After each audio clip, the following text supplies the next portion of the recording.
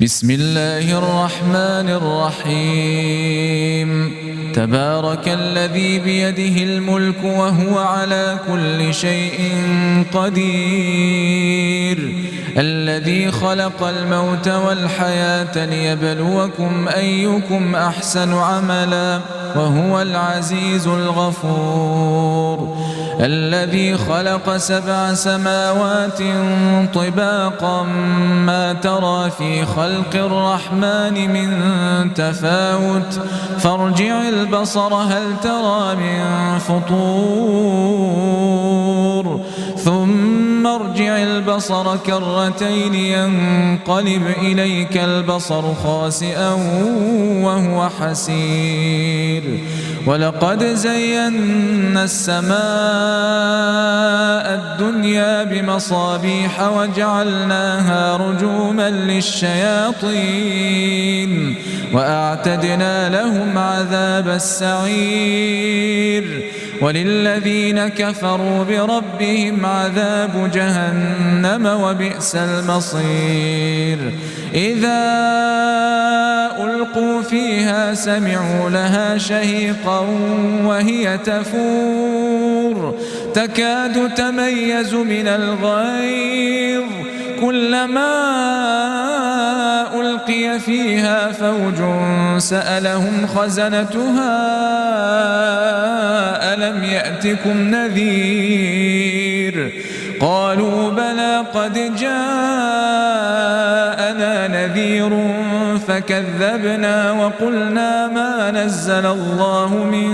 شيء إن أنتم إلا في ضلال كبير وقالوا لو كنا نسمع أو نعقل ما كنا في أصحاب السعير فاعترفوا بذنبهم فسحقا لأصحاب السعير إن الذين يخشون ربهم بالغيب لهم مغفرة وأجر كبير وأسروا قولكم أو اجهروا به إنه عليم بذات الصدور ألا يعلم من خلق وهو اللطيف الخبير هو الذي جعل لكم الأرض ذلولا فامشوا في مناكبها وكلوا من رزقه وإليه النشور أأمنتم من في السماء أن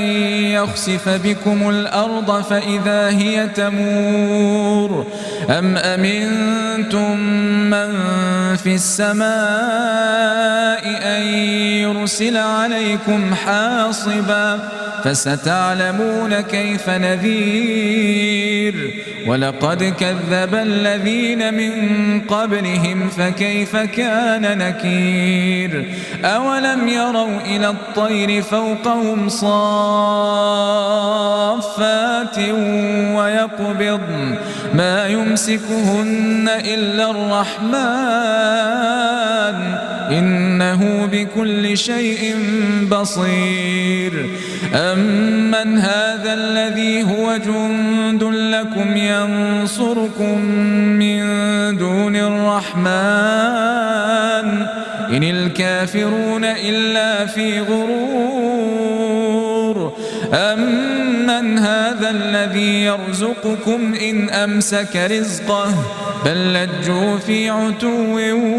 ونفور أفمن يمشي مكبا على وجهه أهدى أمن يمشي سويا على صراط مستقيم قل هو الذي أنشأكم وجعل لكم السمع والأبصار والأفئدة قليلا ما تشكرون قل هو الذي ذرأكم في الأرض وإليه تحشرون ويقولون متى هذا الوعد إن كنتم صادقين قل إنما العلم عند الله وإنما نذير مبين فلما رأوه زلفة سيئت وجوه الذين كفروا وقيل هذا الذي كنتم به تدعون قل أرأيتم إن أهلكني الله ومن معي أو رحمنا فمن يجير الكافرين من عذاب أليم قل هو الرحمن آمنا به وعليه توكلنا فستعلمون من هو في ضلال مبين قل أرأيتم إن أصبح ماؤكم غورا فمن يأتيكم بماء معين